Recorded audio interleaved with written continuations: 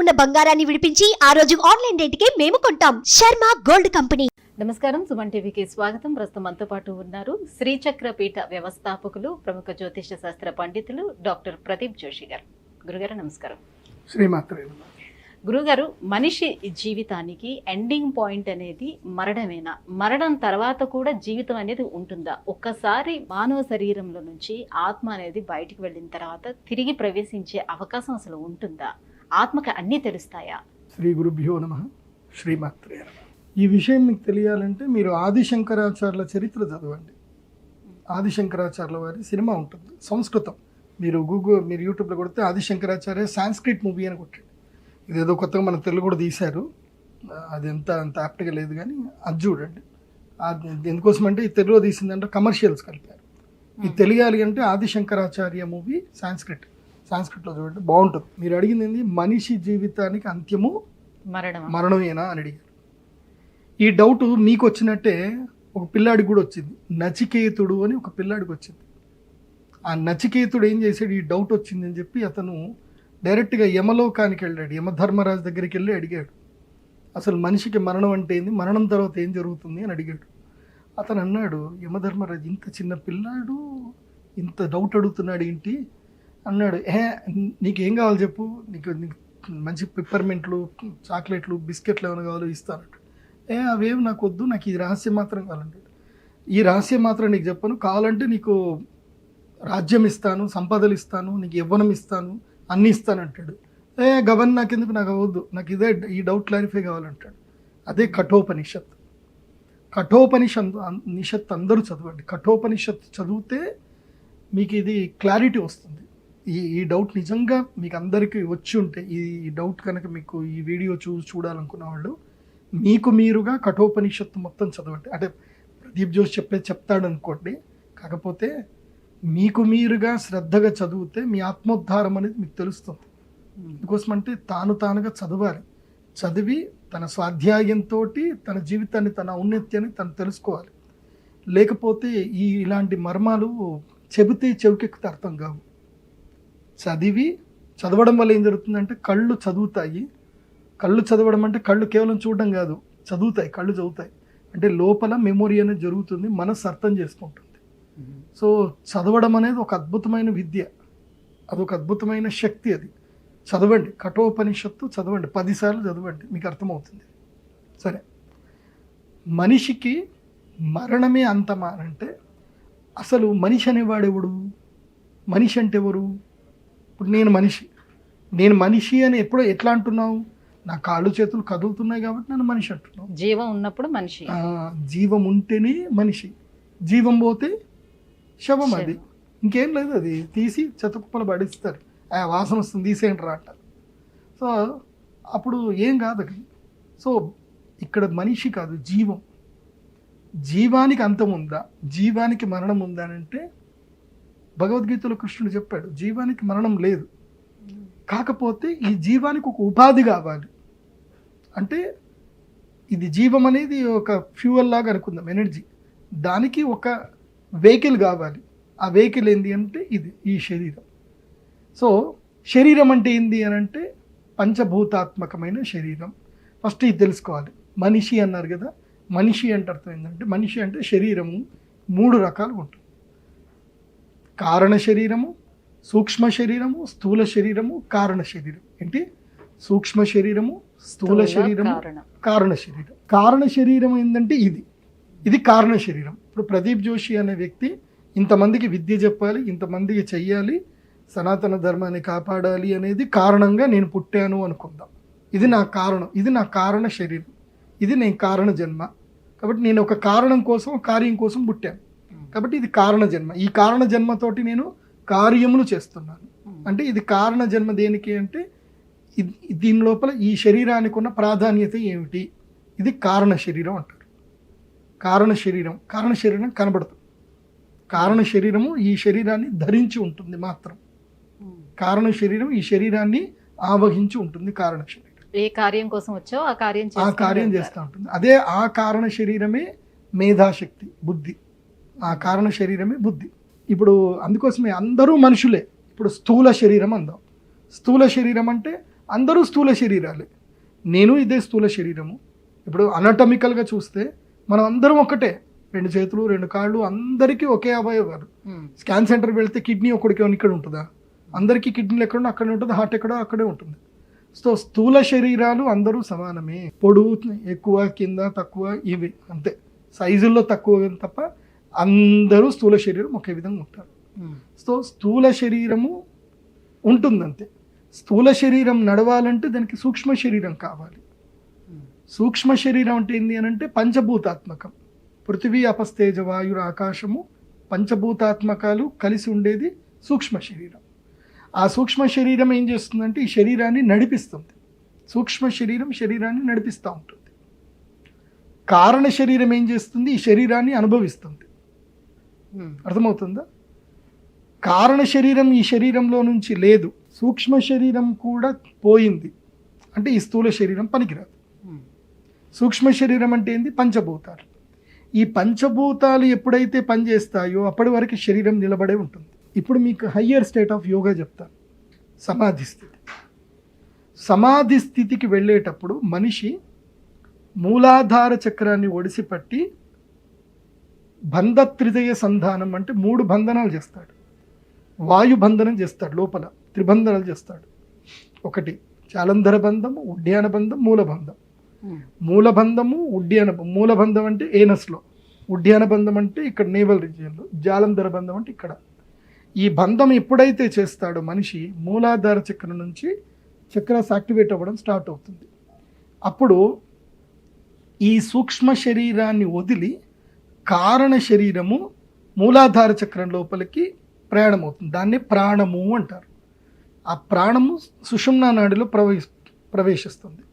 సుషుమ్నా నాడిలో ప్రవేశించిన ప్రాణము బయటకి ఆజ్ఞాచక్రంలో నుంచి బయటకు వస్తుంది. అంటే కళ్ళల్లో నుంచి బయటకు వస్తుంది, లేదా చెవుల్లో నుంచి బయటకు వస్తుంది. సహస్రారం నుంచి కాదు, అది గుర్తుపెట్టుకోండి. సహస్రారం నుంచి బయటకు వస్తే ఇంకా మళ్ళీ శరీరం లోపలికి రావడం ఉండదు. సహస్రారం నుంచి వస్తాయి. సహస్రారం ఎవడు రీచ్ అవ్వడు. రీచ్ అవుతే సహస్రారం రీచ్ అయ్యారు అంటే ఇంకా వాళ్ళు అల్టిమేట్ బ్లిస్ పొందినట్టే, అమ్మవారి దగ్గరికి వెళ్ళిపోయినట్టే. సో ఆజ్ఞాచక్రం వరకు కొంతమంది వస్తారు, లేదా విశుద్ధి చక్రం వరకు కొంతమంది ప్రాణం వస్తుంది, లేదా కొంతమంది ఏనల్ రీజియన్ నుంచి కూడా వాళ్ళ ప్రాణము నవరంధ్రాల్లో ఏదైనా ఒక రంధ్రంలో నుంచి ప్రాణం బయటకు వస్తుంది. ఇది కారణ శరీరంగా బయటకు వస్తుంది. ఇది బయటకు వచ్చి ఇది సూక్ష్మ శరీరాన్ని చూస్తుంది. ఈ స్థూల శరీరాన్ని బయటకు వచ్చి చూస్తుంది. స్థూల శరీరం యాక్టివ్గానే ఉంటుంది. స్థూల శరీరం మరణించదు. స్థూల శరీరంలో సూక్ష్మ శరీరం ఉంటుంది. పంచభూతాలు ఉంటాయి, కాకపోతే చలనం ఉండదు. ఇది చనిపోతుంది. అంటే కోమా స్టేజ్ అని అంటారు. అది కోమా స్టేజ్ అనుకోండి. అంటే కారణ శరీరం బయటకు వచ్చేస్తే కోమా స్టేజ్ లో ఉంటారు ఉంటుంది. సో ఈ శరీరంతో ఈ శరీరాన్ని మనం చూడొచ్చు, ఈ శరీరాన్ని తాకొచ్చు, ఈ శరీరం లోపలికి వెళ్ళొచ్చు, బయటకు రావచ్చు. ఇది సాధన, అది సాధన చేయాలి. అయితే ఈ సూక్ష్మ శరీరాన్ని వదిలి కారణ శరీరంతో బయటకు వచ్చినటువంటిది ఏదైతుందో ఈ శరీరం చనిపోకుండా ఇది పంచభూతాల్లో లీనమైపోతుంది. పంచభూతాల్లోనే ఉంటుంది. దుర్గంధం రాదు ఈ శరీరం, గుర్తుపెట్టుకోండి. సమాధి స్థితిలో ఇలా బయటకు వస్తే ఆ శరీరం దుర్గంధం రాదు. ఇప్పుడు చెట్టు దుర్గంధం వస్తుందా అంటే రాదు. చెట్టు ఎలాగైతే ఉంటుందో అలా ఈ శరీరం కూడా చెట్టులాగా ఉంటుంది. అలా సమాధి స్థితిలో ఉండిపోతారు. వాళ్ళ శరీరం పాడవదు. అలాంటి శరీరాలు చాలా నేను చూశాను. హిమాలయాలో చాలా మంది చూశాను నేను. మళ్ళీ కావాలంటే ఎప్పుడైనా మళ్ళీ ఈ శరీరంలో ప్రవేశించవచ్చు కారణ శరీరం. వాళ్ళు రావచ్చు. కాకపోతే వాళ్ళకి ఇంకా ఆ ఒక్క శరీరం అక్కర్లేదు. వాళ్ళు ఏ శరీరం అంటే ఆ శరీరంలోకి వెళ్ళిపోవచ్చు. వాళ్ళు ఈ శరీరంలోకి ఇలానే ఉంటుంది. ఈ శరీరం అయితే ఇలాగే ఉంటుంది. మళ్ళీ ఈ శరీరం లోపలికి వచ్చి మళ్ళీ ఈ శరీరాన్ని యాక్టివేట్ చేసుకొని మళ్ళీ నడవచ్చు, తిరగవచ్చు, మాట్లాడవచ్చు. మళ్ళీ కావాలంటే ఈ శరీరాన్ని వదిలి వెళ్ళిపోవచ్చు. అదే యోగ సాధన. మీరు మహావతార్ బాబాజీ గారి పుస్తకం చదవండి. ఇది ఒక యోగి ఆత్మకథ పుస్తకాన్ని మీరు చదవండి. అందులోపల హిమాలయ యోగులతో ప్రయాణం అనే ఒక అధ్యాయం ఉంటుంది. తర్వాత గురుదేవులతో మళ్ళీ కలవడం అనేది ఒకటి ఉంటుంది. ఇప్పుడు ఎవరైతే పరమహంస యోగానంద మహారాజు ఎవరైతే ఉంటారో వాళ్ళ గురూజీ నిత్యశుద్ధానందగిరి మహారాజు ఆయన శరీరాన్ని వదిలేస్తారు. ఆయన చాలా బాధపడతాడు. తర్వాత ఆయన ముంబైలో ఒక రూమ్లో ఆయన పడుకున్నప్పుడు నిత్యశుద్ధానందగిరి మహారాజు మళ్ళీ శరీరంతో కనబడతాడు. ఆయనకి దివ్య శరీరంతో కనబడతాడు. ఆయనకి ఆయన ముడతాడు, అన్నీ చేస్తాడు, టచ్ ఫీల్ కూడా ఉంటుంది. దివ్య శరీరంతో వస్తాడు. అప్పుడు ఆయన చెప్తాడు దివ్యలోకాలు ఎలా ఉంటాయని చెప్తాడు. ఆ దివ్యలోకాలు ఎంత అద్భుతంగా ఉంటాయని చెప్తాడు. మీరు చూస్తున్న ప్రపంచం ఇది కాదు, ఇంకో డైమెన్షన్ ఉంది వరల్డ్. కారణ శరీరముతోటి తను చూసినవి, మాట్లాడినవి, విన్నవి ఇవన్నీ కూడా మళ్ళీ ఈ శరీరంలోకి ప్రవేశించేటప్పుడు అవన్నీ వాళ్ళకి గుర్తుంటాయా, తెలుస్తాయా? అన్నీ గుర్తుంటాయి. అదే చెప్తున్నా కదా, కారణ శరీరం అంటే కారణ శరీరంలో 3 ఉంటాయి, ప్రకృతులు ఉంటాయి. మహత్తు అనేది ఒకటి ఉంటుంది. మహత్తు లోపల అహంకారం ఉంటుంది, రజోగుణము, తమోగుణము, సత్వగుణము, అహంకారము, ప్రకృతి, ఇవన్నీ కూడా దాని లోపల లీనమై ఉంటాయి. దాన్నే మహత్తు అంటారు, కారణ శరీరం. ఆ కారణ శరీరంతో ఉన్న వాళ్ళకి ప్రపంచం పోకడలు అన్నీ తెలుస్తాయి. They can travel anywhere with in span of సెకండ్లో వాళ్ళు ఎక్కడికైనా ట్రావెల్ చేయొచ్చు. ఆ శరీరంతో, ఇక దాన్ని సూక్ష్మ శరీరం అనుకోండి, కారణ శరీరం అంటారు, లేదా సూక్ష్మ శరీరం. అది ఆస్ట్రల్ ట్రావెల్ చేయొచ్చు, మనం దాంతో ట్రావెల్ చేయొచ్చు. ఇప్పుడు నేను అమెరికాకి వెళ్ళిపోవచ్చు ఆ శరీరంతో, ఎక్కడికైనా వెళ్ళిపోవచ్చు. ఎందుకోసం అంటే అది శబ్ద తన్మాత్రంగా మారిపోతుంది. ఇప్పుడు నేను మాట్లాడుతున్నాను, ఇక్కడ ఫోన్లో మాట్లాడుతున్నాను, అమెరికాలో ఉండే క్లయింట్ వింటున్నాడు కదా నాకు ఫోన్లో. ఎన్నిసేపట్లో వింటున్నాడు? క్షణం లోపలే వింటున్నాడు, ఫ్రాక్షన్ ఆఫ్ సెకండ్లో. సో అది దేని వల్ల జరుగుతుంది? శబ్ద తరంగాల వల్ల జరుగుతుంది. అది ఏ పంచభూతాల్లో ఏ భూతం అంటే ఆకాశ తన్మాత్రం అది. సో ఆకాశ తన్మాత్రం లోపలికి లీనమైపోతారు కాబట్టి వాళ్ళు ఎక్కడికైనా ట్రావెల్ చేయగలుగుతారు. అందుకోసమే నేను ఒక వీడియో చేశాను, చాలా మంది చూసి ఇది రియలైజ్ అయ్యారు, అద్భుతంగా వాళ్ళు ఎనర్జీ కూడా పొందారు. మహాతార్ బాబాజీ గారి వీడియో చేశాను. ఇప్పటికి కూడా మీ అందరికి చెప్తున్నాను, మన యొక్క శక్తి మనం వాడుకుంటుంది చాలా తక్కువ. మనము ధ్యానం లోపల మహాతార్ బాబాజీ గారి meditation 108 days daily early morning 3:30 to 5:30 ఈ 2 hours మహాతార్ బాబాజీ గారి ఫోటో పెట్టుకోండి, ఒక దీపం వెలిగించండి, కూర్చోండి, మహాతార్ బాబాజీ కళ్ళల్లోనే చూస్తూ ధ్యానం చేయండి. ఆటోమేటిక్గా మీ కళ్ళు మూసుకుపోతాయి, మీరు అంతర్ముఖులైపోతారు, వెళుతూ ఉంటారు, ట్రావెల్ చేస్తారు.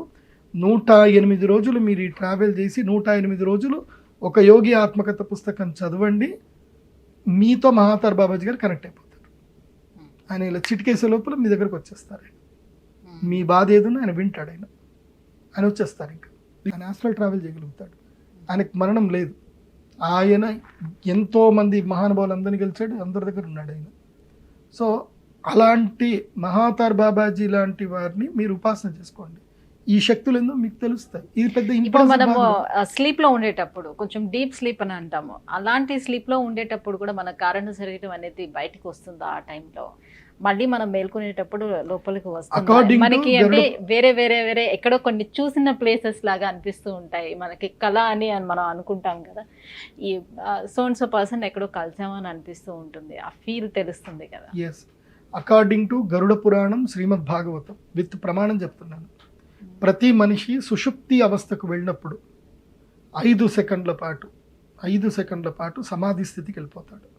ఆ 5 సెకండ్లలో ఈ కారణ శరీరము ట్రావెల్ చేసి వచ్చేస్తుంది. 5 సెకండ్స్ చాలు, 5 seconds మోర్ ఎనఫ్.